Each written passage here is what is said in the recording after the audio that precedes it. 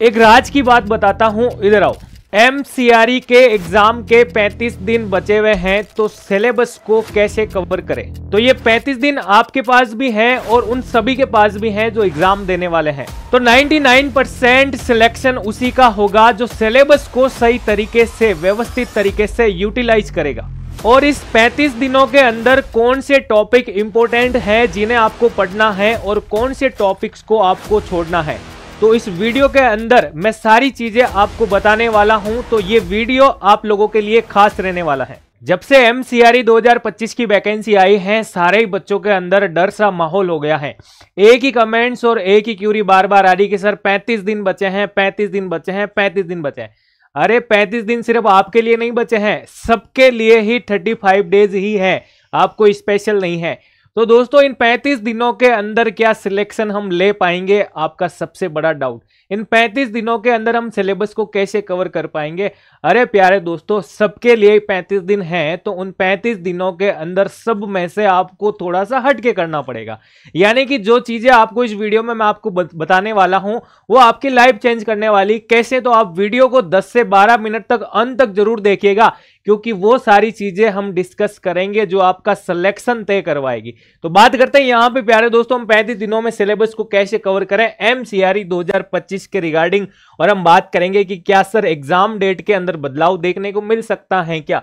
तो सबसे पहले तो मैं आपको बता देता हूं दोस्तों, यहां पे एमसीआरई के रिगार्डिंग की सीआरई ने जो आपके एग्जाम की डेट दी है उसकी अगर अपन बात करें तो 25 अगस्त और 26 अगस्त का आपके टाइम दिया है, लेकिन यहां पे लिखा है टेंटेटिव। अगर मैं पिछले एग्जाम की बात करूं आपके, या इससे पहले एमसीआरई के नोटिफिकेशंस के अंदर भी यही हमें देखने को मिलता है दोस्तों। एमसीआरई कभी भी जो है एग्जाम डेट चेंज नहीं करती हैं, लेकिन कुछ कारणों से आपके चेंजेस हो जाते हैं, तो वो सबके लिए ही रहेगा। लेकिन हमें ये 35 डेज मानकर ही चलना है। इन 35 डेज के अंदर ही आपको जो है सिलेबस कवर करना है। अगर फिर भी डेट बढ़ जाती है तो आपके पास रहेगा रिवीजन का टाइम। तो हम बात करेंगे इन दिनों आप लोगों को किस प्रकार से आपको ये रणनीति, ये जो है आपकी जर्नी रहने वाली है। तो हम इसको जो है डिवाइड कर रहे हैं दोस्तों आपके फेज 1 के अंदर। फेज 1 आपका जो रहने वाला है दोस्तों, आपके 1 से लेकर के 15 दिन तक आपका फेज 1 चलेगा। ये फेज 1 आपका वेरी इंपॉर्टेंट है, ये आपका कॉन्फिडेंस लेवल हाई करेगा। क्यों? क्योंकि इस फेज 1 के अंदर आपको जो है टारगेट रखना आपका 100% सिलेबस का स्मार्ट कवरेज रखना है। स्मार्ट कवरेज कैसे कि जो टॉपिक्स आपके इंपॉर्टेंट हैं, जहां से आपके क्वेश्चन पिछली बार पूछे गए हैं, उन टॉपिक्स के साथ साथ आपको कुछ टॉपिक्स का स्किप भी करना पड़ेगा। यानी क्या पढ़े क्या छोड़े वाली कंडीशन की मैं बात कर रहा हूं, तो उन टॉपिक्स के बारे में भी अभी अपन बात करेंगे। तो इसके लिए दोस्तों आपको डेली जो है 10 से 12 घंटे जो है स्टडी करनी ही पड़ेगी। मैं अभी भी कह रहा हूं, अगर ये स्टडी टाइम टेबल आप लोग फॉलो नहीं कर पाएंगे तो आपका सिलेक्शन नहीं होगा। आप कंप्लीट तक जब वीडियो देखोगे ना, आपको लगेगा कि ये सारी चीजें हमारे इस तैयारी में इंपॉर्टेंट होने वाली हैं। तो 10 से 12 घंटे डेली आपको पढ़ना पड़ेगा। तो उसमें डेली आपका क्या पोर्शन देने वाला है, तो आपको क्वालिफिकेशन का पार्ट पढ़ना है, जिसमें आपका थ्योरी और ऑब्जेक्टिव दोनों ही आपको लगाने होंगे। आपका जो है नॉन टेक्निकल का पार्ट, जिसमें आपका जी का एक एप्टीट्यूड और कंप्यूटर का पोर्शन दे रखा है, इसको सर हम कैसे हैंडल करेंगे। तो बिल्कुल आ जाइए, मैं बात करता हूं आपके सबसे पहले तो कि आप लोगों को जो डाउट है ये सिलेबस को लेके है, तो एक बार मैं आपको इससे भी रूबरू करवा देता हूं। ये आपके लैब टेक्नीशियन का सिलेबस है, जिसमें आपके मेजर हम बात करें आपके एनाटॉमी और फिजियोलॉजी पढ़ना है, बायोकेमिस्ट्री और क्लिनिकल बायोकेमिस्ट्री पढ़ना है, मेडिकल लेबोरेटरी टेक्नोलॉजी का फंडामेंटल का पोर्शन पढ़ना है, माइक्रोबायोलॉजी का पोर्शन पढ़ना है, पेथो और हिस्टोपैथ का पोर्शन पढ़ना है आपको। इसी के अंदर आपके साइटोपैथोलॉजी आ गई, मॉर्बिड एनाटॉमी आ गई, म्यूजियम टेक्निक आ गई, हेमेटोलॉजी और आपको ब्लड बैंक का पोर्शन और आपके एग्जामिनेशन के रिगार्डिंग यानी सीपी का पोर्शन आपको पढ़ना है। तो ये तो है सारे आपके सब्जेक्ट्स दोस्तों, ठीक है। अब हम बात करें यहां पे रेडियोग्राफर के रिगार्डिंग आपको क्या पढ़ना चाहिए। तो रेडियोग्राफर के रिगार्डिंग अगर मैं बात करूं यहां पे प्यारे दोस्तों, आपके एना फिजियो इंपॉर्टेंट पार्ट है, क्योंकि अपने आप में 2 सब्जेक्ट को लेकर चल रही है। रेडिएशन फिजिक्स का इंपॉर्टेंट पार्ट है, डायग्नोस्टिक रेडियोलॉजी के रिगार्डिंग सीटी एमआरआई वाला पोर्शन, एक्सरे मशीन के रिगार्डिंग क्वेश्चन पूछा है, एक्सरे फिल्म है, इमेज प्रोसेसिंग टेक्निक है, क्लिनिकल रेडियोग्राफी की बात करें जिसमें आपके पोजीशनिंग का पार्ट, मेडिकल एथिक्स का एक क्वेश्चन देखने को मिलता है, हाइपोथेटिकल क्वेश्चन आपके पेशेंट केयर में एक क्वेश्चन देखने को मिला था, मॉडर्न इमेजिंग मॉडलिटीज के बारे में पढ़ना है, कॉन्ट्रास्ट स्टडी के बारे में आपको पढ़ना है, क्वालिटी कंट्रोल के बारे में, और साथ में हम बात करेंगे रेडियोथेरेपी का। ये पोर्शन तो आपके दे रखा है एक्सरे टेक्नीशियन और रेडियोग्राफर के लिए। ये था आपका सिलेबस जो अभी मेजर आपको पढ़ना चाहिए दोस्तों, ठीक है। अगला हम बात करें यहां पे दोस्तों कि सर हम कैसे यूटिलाइज करेंगे इस सब्जेक्ट को या इतने बड़े पार्ट को। तो इस प्रकार से आपको अब यूटिलाइज करना है कि मॉर्निंग में जब आप 6 बजे से 8 बजे तक अगर आप पढ़ते हैं तो आप अपना एक सब्जेक्ट 1 लीजिए, 8:30 से फिर 10:30 के बीच में आप सब्जेक्ट 2 लीजिए, 11 से 1 बजे के बीच में आप अपना सब्जेक्ट 3 लीजिए। मैं अभी भी कह रहा हूं ये टाइम टेबल मैंने अपना खुद का टाइम टेबल दिया है आपको, समझिए आप कि इस पैटर्न में आप अपनी पढ़ाई करके सिलेक्ट हो सकते हैं, इजी गोइंग हो सकते हैं, कोई बड़ा काम नहीं है दोस्तों। 35 दिन अगर आप इस तरीके से अपने आप में कंटिन्यूटी ला के पढ़ भी लेंगे ना तो आप लाइफ में अपने लाइफ में काफी सारी चीजें भी सीख लेंगे। क्यों? सिलेक्शन आपके हाथ में होगा, सिलेक्शन आपके मुट्ठी में होगा दोस्तों, ठीक है।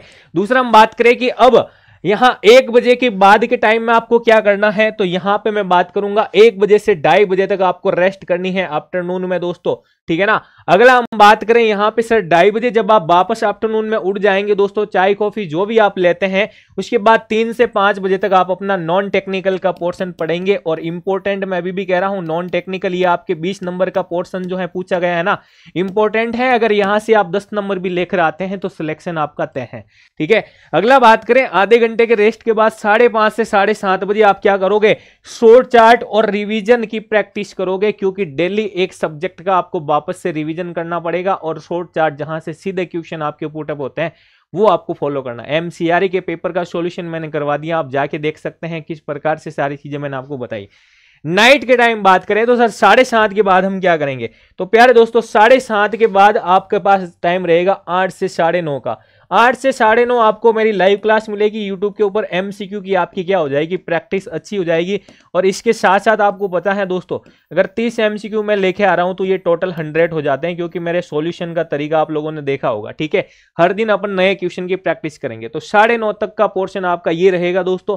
और फिर आपके 10 से 11 बजे का पोर्शन, यानी नेक्स्ट डे का प्लान आपको डेली एक डायरी लेकर के करना पड़ेगा। और आपको रिवीजन जो है ये शाम के टाइम ही देखना है। जब तक आप अपनी डायरी लेकर के काम नहीं करोगे इन 35 डेज के अंदर, सिलेक्शन क्या आप लोग रणनीति भी नहीं बना सकते, आगे पीछे का सोच भी नहीं सकते। मैं अभी भी कह रहा हूं, ठीक है। किसी भी तरह का डाउट या दिक्कत हो रहा है, कोई जॉब कर रहा है, आप मेरे से बात करें दोस्तों, हम सॉल्यूशन मिलके बनाएंगे, ठीक है। अगला हम बात करें यहां पे सर 11 बजे के बाद की अगर अपन बात करें दोस्तों यहां पे, तो 11 बजे आप जो है सो जाएंगे प्यारे दोस्तों, ठीक है। और मॉर्निंग में 5:30 बजे आपको उठना है। 5:30 से 6 बजे आपका स्टडी टाइम है। तो आधे घंटे में जो आपके रेगुलर जो भी क्रिया है वो आप करें, और फिर आप अपने जो है 6 बजे से पढ़ाई के ऊपर ध्यान दें। ये पूरा शेड्यूल था दोस्तों, इजी गोइंग शेड्यूल, जिसे आपको फॉलो करना है। नहीं कर सकते हो, ठीक है ना, सिलेक्शन नहीं होगा। क्योंकि इसको बनाने के लिए दोस्तों है ना, मैंने मेरा खुद का टाइम टेबल आपको दे रहा हूं, और आप आराम से कर सकते हैं, इजी गोइंग कर सकते हैं दोस्तों, ठीक है। तो ये पोर्शन आपको ध्यान रखना है। पूरा ये फेस हमारा कितने दिन का रहेगा, ये 15 दिन का फेस रहेगा दोस्तों, ठीक है ना। अगला हम बात करें यहां पे दोस्तों फेज 2 के बारे में। अच्छा, ये 35 दिन आप लोग सफर तय नहीं कर सकते, तो आप मेरे साथ जुड़कर भी तय कर सकते हैं। लैब टेक्नीशियन और रेडियोग्राफर दोनों के बैच आपके चल रहे हैं। इनके अंदर आपको जो कंप्लीट रिकॉर्डेड और लाइव क्लासेस मिलेगी, ई पीडीएफ मिलेगा आपको टॉपिक वाइज टेस्ट भी मिलेगा और फुल लेंथ टेस्ट भी मिलेगा, और बुक भी मिलने वाली है आपको। तो 35 दिन के अंदर आप इस प्रकार के तीनों फेज को मेरे साथ जुड़कर भी कर सकते हैं। कोई भी दिक्कत या डाउट होने पर आप लोग मेरे से बात करेंगे दोस्तों, ठीक है। अपने जो है बैच के अंदर पढ़ाई के रिगार्डिंग कोई भी दिक्कत होने पर, ठीक है। अगला हम बात करें हमारे फेज 2 के बारे में, जो आपके 16 से 30 दिन का जो है आपके रहने वाला है, ठीक है। इसमें हमारा टारगेट क्या रहेगा, फास्ट रिवीजन और एग्जाम प्रैक्टिस, एग्जाम क्वेश्चनों की प्रैक्टिस। पढ़ाई का टाइम रहेगा सर हमारा 8 to 10 आवर्स। यहां पे क्या रणनीति, हर दिन एक सब्जेक्ट का तो रहेगा हमारा रिवीजन। रोज आपको फुल लेंथ मॉक टेस्ट लगाना है और टाइम मैनेजमेंट की प्रैक्टिस करनी। तो ये पहले दिन लगाएंगे तो थोड़ा टाइम ज्यादा लगेगा, कोई इशू नहीं है।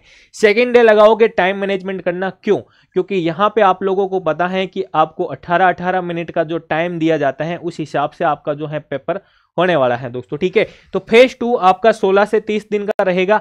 अब पीवाईक्यू आपके पास नहीं है तो ये बुकलेट जो है मेरी, जिसके अंदर मैंने 27 तो लैब टेक्नीशियन के पीवाईक्यू लिए हैं, और इसके अंदर आपके जो है रेडियोग्राफर की बात करूं तो 15 तो आपके मॉडल पेपर हैं दोस्तों और 5 आपके पीवाईक्यू पेपर हैं, तो 20 इनके भी प्रैक्टिस सेट हो जाएंगे। तो आराम से जो है आप इसकी भी प्रैक्टिस कर सकते हैं दोस्तों। अगला मैं बात करूं यहाँ पे फेज 3 आपका जो रहेगा दोस्तों 5 डेज का रहेगा, जिसमें हम बात करेंगे फाइनल टच और मेंटली बूस्ट अपने आप को करना पड़ेगा।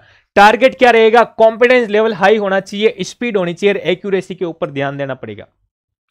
फाइनली दिनों के अंदर आप लोगों को 8 से 9 घंटे क्या करना है? फुल लेंथ मॉक टेस्ट लगाने हैं, जिसमें आपके प्रीवियस ईयर के क्वेश्चन रहेंगे दोस्तों, ठीक है, जिससे आपको टाइप ऑफ क्वेश्चन के बारे में जो है पता लग जाएगा दोस्तों। और लास्ट में आपको एक ही बात कहना चाहूंगा कि अगर 35 दिन आपने इरादा बना लिया है कि ये सफर इस प्रकार से हम तय करेंगे, तो सबसे इंपॉर्टेंट बात है कि 35 दिन आपको सोशल मीडिया से दूरी बनानी पड़ेगी।